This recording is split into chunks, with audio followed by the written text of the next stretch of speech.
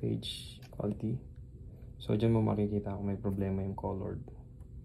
So punta tayo dito sa color band test. Pili lang tayo ng isa. Yan yung lines na problema na lumalabas sa print nila. So yan ay developer. So papalitan natin yung cyan at saka yung magenta.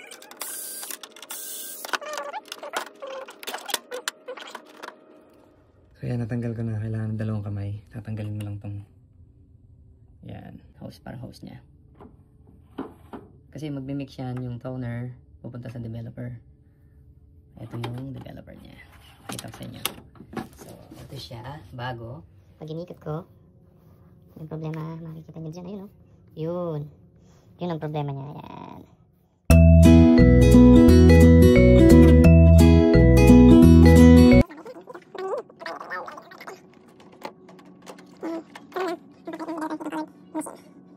Kaya na, nabalik ko na lahat. So bago na itong dalawa, t-shirt lang na nakabalik. Lahat to, may mga araw naman. So yan. At i-reset na natin yung then calibration color. Then start.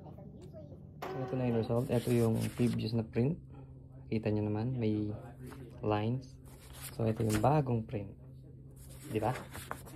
So wala na siyang lines.